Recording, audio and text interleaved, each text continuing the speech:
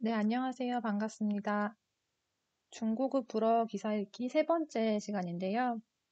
이번 주는 정치 주제를 가지고 와봤습니다. 네, 아무래도 정치 주제도 경제와 마찬가지로 배경 지식을 많이 요구하는 주제예요. 그렇다 보니까 저도 이번에 이제 기사 준비를 하면서 많이 검색을 해보고 많이 공부를 했는데요. 그래서 아마 여러분들도 이번 기사를 보시면서 조금 쉽다고 느껴졌는데 생각보다 자세하게 의미 파악이 안 되시는 부분이 있으셨을 것 같아요.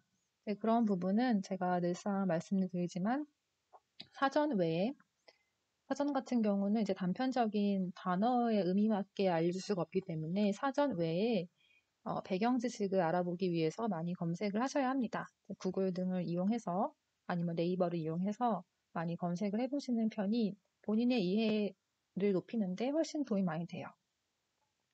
네, 그렇고요. 그래서 오늘은 이제 피가로가 아니라 르파리지앙 기사를 가져왔습니다. 파리지앙에서 나온 기사였고 4월 29일 기사였는데요. 4월 29일이 언제였냐면 그 프랑스에서 이제 지금 내일이 지금 현재 기준으로 내일 되면은 프랑스는 이제 이동 제한 조치가 해제되는 날인데요. 그 조치가 해제되는 것에 대해서 총리가 하원에서 발표를 했었던 날이 4월 28일이었어요. 그래서 이거는 이제 그 사원에서 찬성으로 통과가 됐죠. 이따가 다시 말씀드리겠지만은 아무튼 사원에서 통과가 됐는데 그 다음날 기사인 거죠.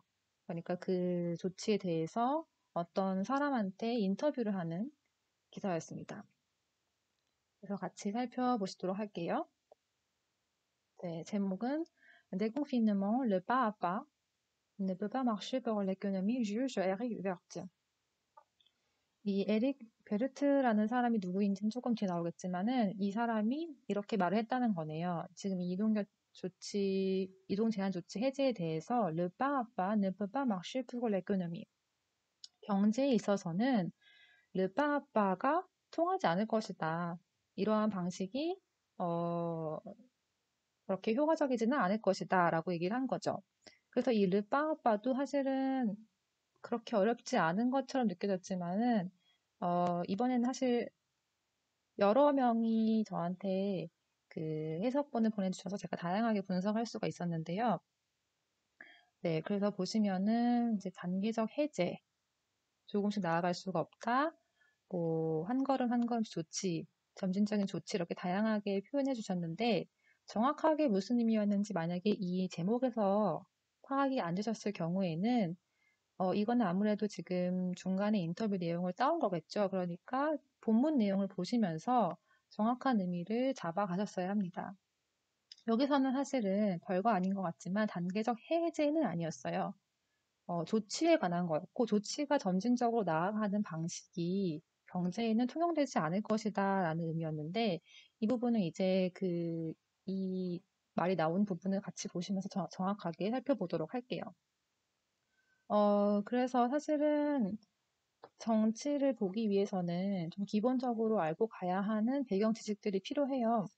우리나라도 기사를 볼 때, 이거를 말하는 사람이 어느 정당 출신인지를 보면서 우리가 이제 이 사람의 말을 해석하잖아요. 그런 것처럼 당연히 프랑스 정치 기사도 이 사람이 어느 당 출신인지, 그 당은 어떠한 정치 성향을 표방을 하고 있는지 그런 것들을 좀 기본적으로는 알고 가야겠죠. 저도 다 아는 것은 아니고 사실 저도 이제 정치 주제는 많이 공부를 하지 않았기 때문에 이번에 많이 네, 검색을 많이 해봤습니다. 그래서 일단은 에릭 베르트는 누구였죠? 에릭 베르트는 저기 밑에 잠깐 나오지만은 네, LR, Les Républicains 이라는 단체, 그 정당의 의원이었고요. 일단은 기본적으로 프랑스는 우리나라 국회의원들과 다르게 상원하고 하원으로 구분이 되어 있죠. 상원하고 하원이 있습니다. 그래서 이런 차이도 알아두시면 좋을 것 같아요. 한국과랑 좀 다르니까요. 그래서 하원을 보통 아성블레 나시오날이라고 하고 하원에 이제 우리는 다 국회의원을 통칭해서 부르지만은 하원 의원은 데퓨테라고 하고 그다음에 세나가 상원이고요. 세나의 이제 상원 의원을 세나테어라고 합니다. 그리고 이 두 개의 상원과 하원을 합쳐서 이제 여러 가지 표현들이 있는데 뭐 champre라고 많이 불러요. deux chambres du parlement. 그래서 이 데퓨테랑 세나테어를 합친 말을 파르르먼테어라고 하고요.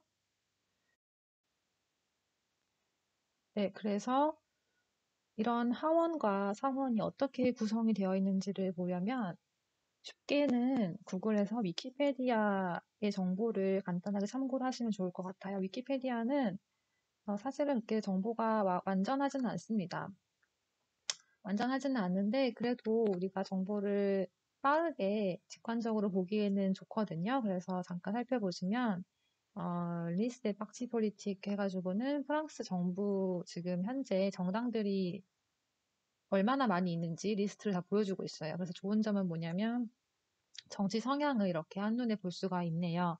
그래서 엑스트림 고시부터 엑스트림 드와트까지, 그러니까 아주 극좌, 진보부터 해가지고는 극우까지 해가지고는 정당들이 어떠한 정치 성향을 표방하고 있는지를 알 수가 있습니다.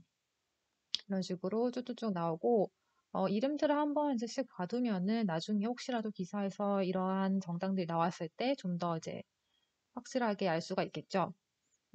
이제 유명한 당들을 보자면은 몇 개 잠깐 보자면은 뭐 파티 소시알리스트가 있고요. PS라고 부르고 그다음에 지금 마크롱 대통령이 만든 당이 라 république en marche입니다. 약자로는 LREM이라고 하든지 아니면 LRM이라고 하든지 그런 식으로 부르는 것 같아요. 그렇게 있고요. 그다음에 오늘 나오는 지금 에릭 베르트의 정당은 사실 레republica인데요. 레publica는 도합이네요. 보수 쪽이네요. 네, 그러한 차이를 조금 알고 가시면은 벌써 약간 느낌이 오시죠? 어떤 느낌인지. 이 사람은 이 보수 쪽에 속하는 정당의 의원이구나라는 걸 알 수가 있습니다. 그런 다음에 우리나라랑은 다르게 하원과 상원으로 구성이 되어 있기 때문에 그러면은 하원과 상원이 내부에는 어떻게 그 정당들이 구성이 되어 있는지를 보시면 좋을 것 같아요. 그래서 이거는 지금 먼저 하원이고요. 아셈블레 나시오날에서 정당들이 어떻게 되어 있는지 보여주고 있는데요. 총 577명 중에서 가장 많은 지금 인원을 차지하는 당은 마크롱 대통령의 당인 라 레publique en marche입니다. 그러면은 296명, 거의 300명 가까이를 차지를 하고 있네요. 그 다음에 제2의 당이 레 레publica이에요. 보니까 한 100명 정도, 104명 정도 있네요. 이런 식으로 여러 가지 당들이 이렇게 있고 하원하고 상원하고의 차이점은 뭐냐면 하원은 직접 선거를 통해서 선출이 됩니다. 하원 의원들은요. 그러니까 그 프랑스 국민들이 직접 투표를 하시는 것이고 상원은 직접 투표가 아니라 그 선거인단을 통해서 투표를 하는 간접 선거 방식이에요. 그러니까 아무래도 대표성 측면에서는 하원이 좀 더 대표성을 가지고 있죠. 네. 그리고 이제 상원을 잠깐 보시면은 상원도 보여드리는 이유가 이따가 관련된 기사 잠깐 보실 거라서 그러는 건데 상원 같은 경우에는 이제 어떻게 되는지 보이는데 좀 더 크게 보시면은 하원은 반대로 가장 많은 지금 수를 차지하는 게 348명 중에서 144명이 레 레publica이에요. 네, 상원은 반대네요. 상원은 그리고 이제 라 레publique en marche 같은 경우는 23명이 있고요. 네, 요런 차이가 있네요. 상원하고 하원의 차이가. 그래서 요런 거를 알아두시면은 좀 더 내가 글을 이해하는데 확실한 지표가 될 수가 있겠죠. 네. 그래서 기사를 보실 때마다 혹시 정치 관련된 기사를 보시게 된다면은 거기에서 나오는 주요 사람들이 몇 명 있을 거예요. 그런 사람들이 어느 당 출신이고 그 당은 어떤 정치 성향인지를 나올 때마다 파악을 해두시면 좋을 것 같아요. 네. 그랬고, 여기서 이제 마지막으로 말씀드리고 싶었던 부분은 여기 듀푸앙인데요. 이거는 번역 관점이라서 번역에 관심 있으신 분들만 좀 더 주의 깊게 들으시면 좋을 것 같은데, 이 점점을 찍은 거를 똑같이 점점으로 가져갈 것인가는 다시 한번 생각을 해봐야 하는 부분입니다. 한국에서는 이런 식으로 기사를 쓰지가 않죠. 우리나라는 말을 다 합쳐서 하고 이렇게 점점하는 거는 보고서에만 쓰는 방식이기 때문에 이걸 내가 어떻게 풀어갈 것인지를 한번 고민해 보시면 좋을 것 같습니다. 그래서 제목까지 하고 그다음에 샤프로 넘어가 볼게요. 네, 샤프에서는 네, 짧게 나왔는데 같이 읽어보겠습니다. Le président et l'air de la commission des finances de l'Assemblée nationale donne sa vision sur le le plan de déconfinement en faveur duquel il a voté. 네, 여기서는 사실 이 부분, duquel 부분이 약간 헷갈리셨던 것 같아요. 이 부분은 만약에 잘 모르시겠다 하시는 분들은 문법책에서 duquel, auquel 이런 부분이 있을 거예요. 그런 부분을 한번 다시 참고하시면 좋을 것 같습니다. duquel은 뭐죠? ne plus lequel인 거죠. ne plus lequel이 왜 나왔냐면 en faveur de 때문이에요. en faveur de. 그래서 지금 le président de la commission des finances de l'Assemblée nationale 이 사람은 이제 지금 누구를 의미하는 거죠? 이거는 에릭 베르트인 거죠. 에릭 베르트의 직책이 이건 거죠. 항상 갑자기 이렇게 나왔을 때 이게 누구인지를 정말 실체가 누구인지를 파악하셔야 합니다. 당연히 에릭 베르트를 얘기하는 거였고 에릭 베르트가 하원에서 라 코미시옹 데 피넌스의 의장이네요. 요건 잠깐 다시 보도록 하고 네, 그 의장인 사람인데 이 지금 격리 해제 조치에 대해서 자신의 의견을 얘기를 하고 있는 거죠. 노니사 위종을 하고 있는데 근데 이 르플랑 데콘피누멍을 어떻게 한 거예요? 여기에 찬성을 한 거죠, 본인이. 그렇죠? 그래서 이 원래 문장은 뭐였을까요? Il a voté en faveur du plan de déconfinement 이었겠죠?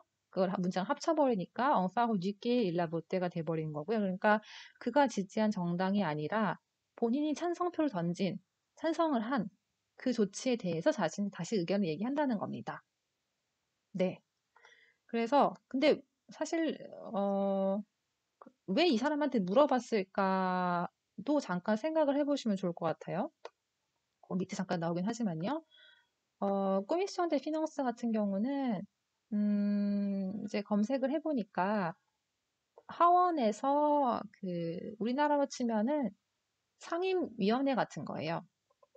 네, 상임위원회 같은 거고 잠깐 참고 자료를 보시면은 Qu'est-ce qu'une commission parlementaire 했을 때 Les commissions parlementaires répondent aux besoins d'étudier en formation réduite les textes avant la séance publique et de contrôler un secteur particulier. 그러니까 어떠한 특정한 그 사안을 다루는 위원회인 거죠. 그래서 les commissions permanentes sont au nombre de 8 au maximum par assemblée. 그래서 이 아셈블레는 지금 상원, 하원 각각을 얘기하는 거고 상원, 하원당 각각 지금 최대 8개의 그 상임위원회를 줄 수가 있는 거고 그다음에 코미션 스페시알 특별위원회도 있고요. 한국 같은 경우도 찾아보니까 한국은 상임위원회가 17개가 있다고 합니다. 보통 아마서 우리가 들어보는 게 법사위, 국방위 이런 식으로 많이 얘기를 하죠. 그런 게 다 상임위원회인 거고 프랑스도 지금 그러한 상임위원회 종류 중에 하나로 이 하원에 있는 코미션 데 피넌스 재정위원회 정도 될까요? 재정위원회의 의장이 바로 이 에릭 베르트라는 사람인 거죠. 그러니까 이 사람은 아무래도 경제적인 측면, 재정적인 측면에서 자신의 의견을 얘기를 하겠네요. 네, 그런 점까지 미리 숙지를 하시고 넘어가시면 좋을 것 같아요. 자, 그래서 조금 더 설명이 나오고 있는데요. 같이 보겠습니다. Le député de l'Oise, Éric Woerth, est l'un des 11 députés, les républicains, 24 contre 67 abstentions, à avoir voté mardi en faveur du plan de déconfinement du Premier ministre. 네, 그래서 지금 보시면 다시 한번 설명을 하고 있습니다. 이제 에릭 베르트가 누구였죠? 이 사람은 이제 레 레피블리칸 소속의 하원 의원인 거죠. 데퓨티인 거고, 라즈는 자신의 이제 담당 지역인 것이죠. 그런데 왜 굳이 이 사람한테 이런 인터뷰를 했을까에 대한 답이 약간 나오고 있어요. 직접적으로는 아닌데 보면은 이 사람은 레 républicain에서 찬성표를 던진 11명 중에 한 명인 거죠. 11명밖에 찬성표를 던지지 않았습니다. 그 중에 한 명인 거고 24명은 반대를 했고요. 67명은 기권을 했습니다. 중립이 아니라 기권이고요. 기권을 했죠. 왜 그럴까요? 당연하게도 지금 이제 정부 여당이라고 하면은 아무래도 마크롱 대통령 당이니까 여기서 던진 이 총리가 발표한 거에 대해서는 그닥 찬성하지 않는 사람들이 많은 당인 거죠. 레 republicain 같은 경우는. 일단 기본적으로 정치 성향 방향도 다르고요. 그래서 참고적으로 몇 명이 그러면 찬성을 하고 몇 명이 반대를 했는지, 누가 찬성하고 누가 반대를 했는지를 알아보면 좀 더 확실하게 알 수가 있을 것 같은데요. 네. 보시면은 이거는 이제 그 하원에서 나왔던 결과를 보여주는 기사입니다. 그래서 La majorité est quasi unanime, la droite divisée. 그래서 이 La majorité라는 건 여당인 거죠. 여당 같은 경우에는 거의 다 unanime, 모두가 거의 다 동의했다는 거죠. 그런데 La droite divisée, 이 보수 쪽은 의견이 갈렸나 봐요. 지금 레 républicain도 보수 쪽에 있는 당이었죠. 보면은 chez les républicains, 11 élus ont approuvé le projet, dont le président, la commission des finances, Eric Woerth. 이 사람이 아무래도 돈을 담당하고 있는 그 위원회, 재정위원회의 의장이기 때문에 이 사람한테 물어본 건데요. 일단은 이 당에서도 굉장히 적은 수만 찬성을 하기도 했고요. 정확히는 보시면은 368명이 찬성을 했고 100명이 반대를 했고 103명이 기권했다고 합니다. 네. 그 중에서 essentiellement grâce aux voix venant des groupes LRM et MoDem qui détiennent la majorité absolue. 그래서 이 지금 아까 LRM이 그 마크롱 대통령 정당이죠. 이 정당하고 그 중립 정당들에서 대다수의 표를 찬성표를 던졌기 때문에 하원에서는 통과가 된 것이죠. 네. 그러면은 이렇게 대다수의 찬성은 여당 쪽에서 나왔는데 일부의 야당 의원은 찬성을 했단 말이죠. 특히나 돈을 관리하고 있는 재정위원회 의장이 찬성을 했다는 거죠. 그러니까 왜 그랬는지의 이유를 알아보고 싶은 거예요. 이제 조금 어떤 이 인터뷰 자체에 본질적인 의문이 해소가 될 수 있을 것 같아요. 네, 그런 부분이 있었고 참고적으로 그리고 하원이 있고 상원이 있다고 말씀을 드렸는데 정부나 아니면은 국회가 발의를 한 그런 법안에 대해서 하원하고 상원에서 각자 이제 심의를 하는 것이거든요. 하원에서 먼저 하면 상원으로 가고, 상원에서 먼저 하면은 하원으로 가고, 이렇게 몇 가지 예외를 제외하고는 이런 식으로 왔다 갔다 하는 건데, 참고적으로 말씀을 드리면은 상원에서는, 반대가 나왔어요. 반대가 나와서 통과가 안 됐거든요. 근데 그렇다고 하면은, 그러면은 격리 해제 안 되는 건가, 우리 이동 제한 해제 안 되는 건가 생각하실 수도 있는데, 사실 이 법안이 굉장히 상징적인 의미만 가지고 있었던 그런 법안이었다고 합니다. 보면은 ce vote qui n'avait qu'une valeur symbolique ne devrait pas remettre en cause le déconfinement. 그러니까 이제 세나에서는 이 상원에서는 이 계획에 대해서 찬성을 하지 않았지만은 그렇다고 해도 이동 제한 해제를 하는 데는 아무 문제가 없다는 거죠. 왜 그랬냐면은 이 지금 투표 자체가 이 헌법 50-1조 1항에 의해서 굉장히 상징적으로 그냥 투표만 하는 그런 거였다고 합니다. 네. 그래서 이거는 그냥 참고적으로 알아두시면 좋을 것 같고, 상원에서는 아까 본 것처럼, 다수가 누구였죠? 다수가 이제 보수 쪽이었는데, 아까 레 republicain이었죠. 그래서 89대 81로 그러니까, 반대가 훨씬 많았기 때문에, 통과가 되지 못했습니다. 네.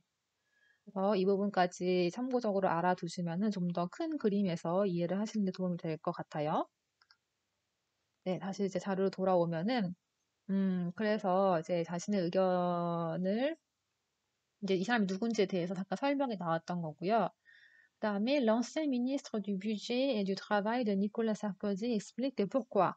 네, 별거 아니었는데 이것도 굉장히 다양한 해석들이 나왔습니다. 일단은 니콜라 사르코즈 설마 모르시면 안 되시겠죠? 니콜라 사르코즈는 전 대통령입니다. 그렇기 때문에 어떤 분은 니콜라 사르코지가 장관이라고 하는 분도 있었어요. 네, 그게 아니고 니콜라 사르코지 대통령 때 당시 그 정부 당시에 이거를 지냈던 사람 누구죠? 계속 지금 에릭 베르트에 대해서 여러 가지 설명으로 수식을 하면서 동의어를 받고 있는 거예요. 그래서 이 니콜라 사르코지 정부 때 미니스트르 두 뷰제랑 미니스트르 두 트라바이 각각 다른 거였어요. 각각 다른 거였는데 이거의 장관을 역임했던 에릭 베르트한테 물어본다는 거죠. 그러니까 이 사람이 이런 식으로 이런 지금 조치에 대해서 의견을 낼 만한 충분한 그런 경험이 있다라는 거를 간접적으로 반증을 하는 거겠죠. 특히 이런 예산 쪽이랑 그리고 또 노동까지 관련했으니까 전반적으로 큰 그림에서 자신의 의견을 개진할 수 있을 만한 위치에 있는 사람이라는 거겠죠. 네.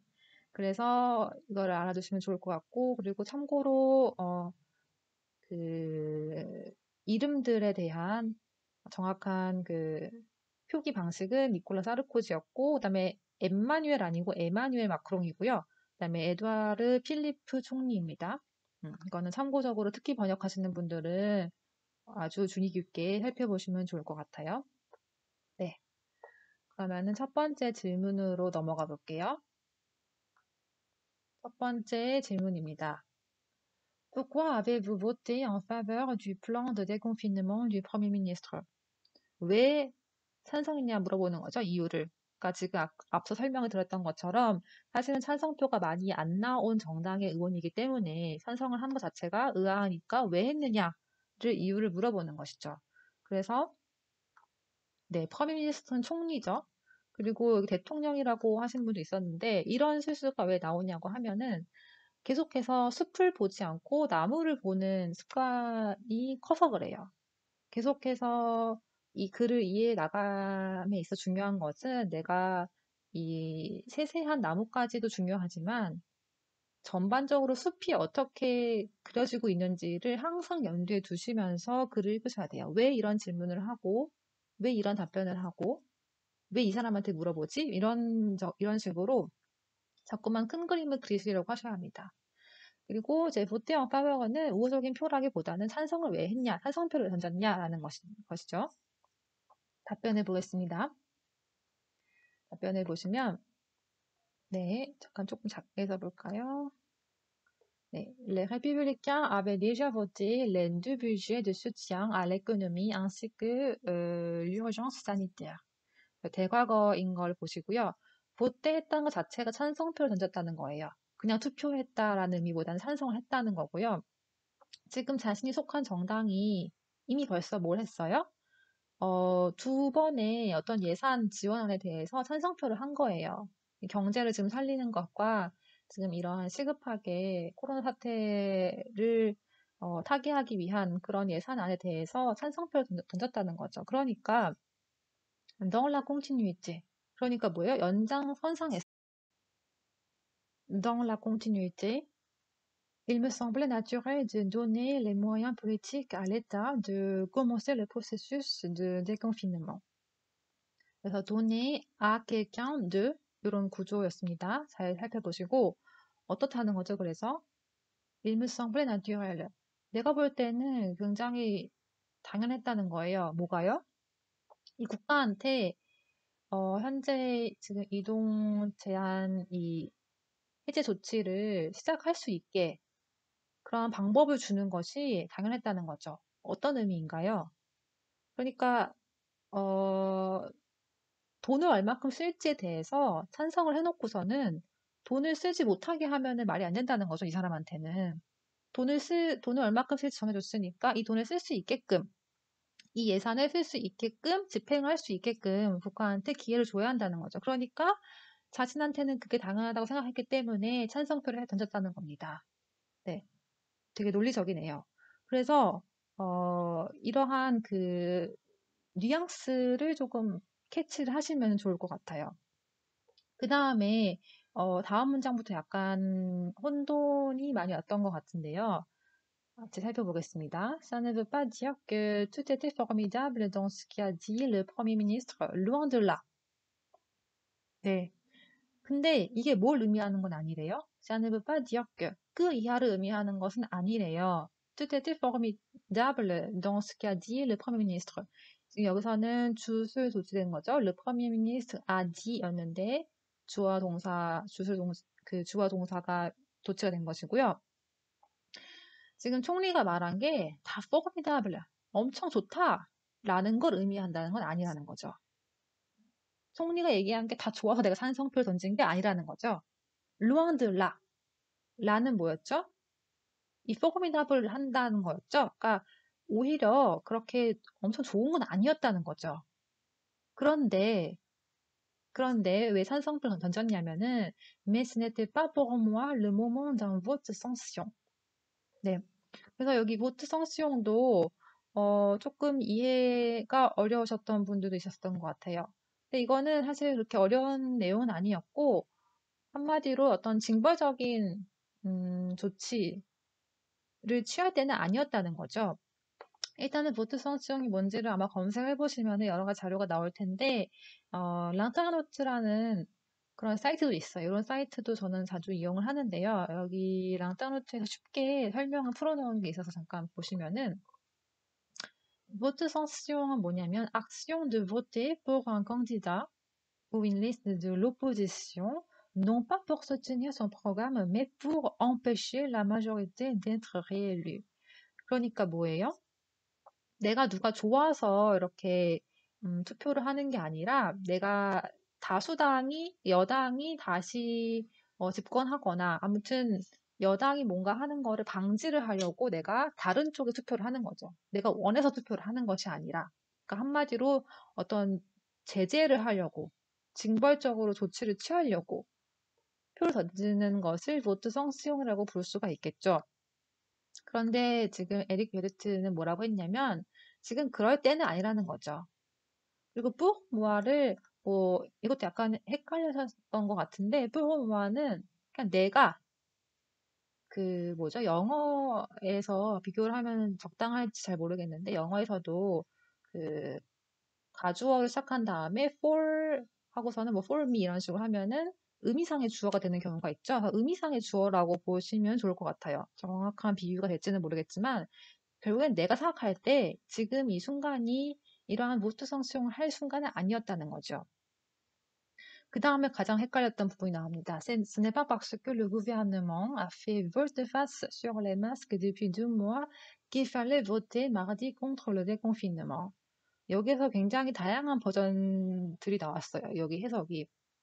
근데 지금 계속해서 이 사람의 입장을 먼저 이해를 하면은 이러한 문장이 그렇게 어렵지는 않으실 수 있어요.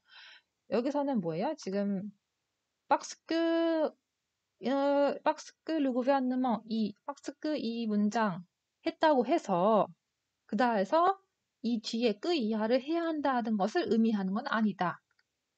크게 보면은 그런 문장이었죠. 어떤 뜻이죠? 그러면은 정부가 지금 2달 전 이래로 마스크에 관한 그 입장을 완전 급변했죠. 프랑스가 지금 저는 처음부터 이제 이런 액츄얼리티를 좀 따라오다 보니까 굉장히 웃기다고 생각이 들었는데 처음에는 어땠어요? 마스크 쓸 필요 없다고 그랬죠. 마스크는 아픈 사람만 쓰는 거고 절대 쓸 필요가 없다.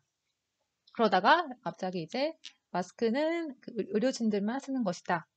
그러다가 이제 지금 현재는 마스크를 다 써야 한다.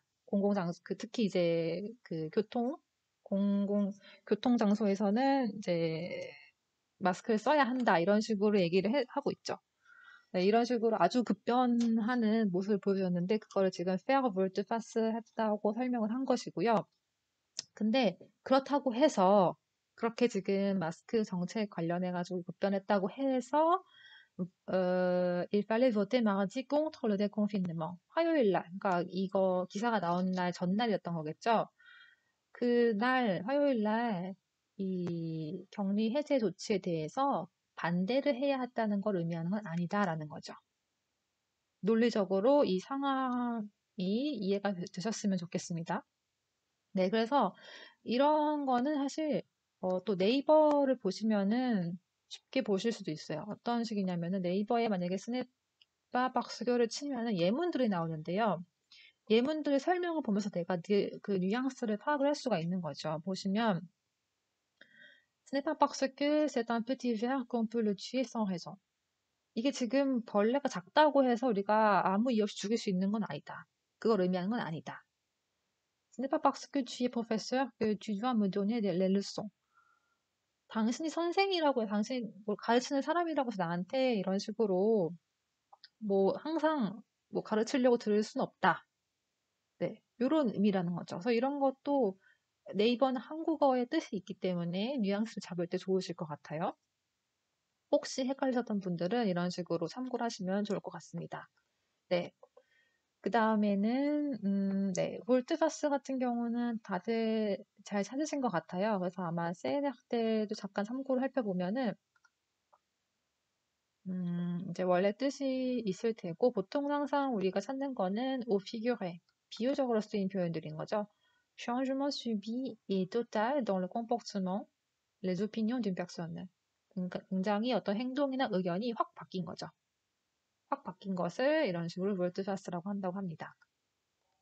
네, 그래서 그 다음 문장까지 보고 첫 번째 파트를 마치려고 하는데요. L'heure du bilan n'est pas encore venue. 빌런 같은 경우도 프랑스 기사에서 굉장히 좋아하는 표현 중에 하나예요. 그래서 지금도 보면은 이거는 아마 자연스럽게 생각하시는 분들이 많았는데요. 평가의 시간은 아직 오지 않았다. 뭐 아니면은 뭐 판단할 시간 아직 오지 않았다 이런 식으로 하셨는데 결산은 아니고 물론 빌령 자체가 처음에 이제 회계에서 온 말이죠. 회계에서 회계 그 대차제조표를 빌령이라고 부르고 그러니까 어떤 의미예요? 차변하고 대변이 있는 거죠. 이런 식으로 뿌, 꽁트, 차변, 대변 이런 식으로 이렇게 툭툭툭툭 비교를 해가지고는 결과를 우리가 비교를 하는 거잖아요. 그러니까 뭘 잘했네, 뭘 못했네, 지금 우리가 이거를 쫙 쌓아가지고는 그런 결과를 가지고서는 우리가 판단을 할, 평가를 할 그런 시간은 아직 오지 않았다는 겁니다. 그래서 빌런 같은 경우는 이럴 때도 많이 쓰이고 또 이제 많이 쓰이는 경우가 사망자나 뭐 사상자가 얼마 나왔다 했을 때 르빌렁을 많이 씁니다. 아무래도 숫자가 관련되어 있기 때문에 그래서 뭐 르빌렁 살려지 이런 식으로 해서 점점 사망자가 늘고 있다라고 하는 거를 빌렁이 무거워지고 있다 이런 식으로 표현을 하기도 해요. 네. 여기까지 첫 번째 질문을 받고 나머지 질문들은 두 번째 파트에서 살펴보도록 하겠습니다.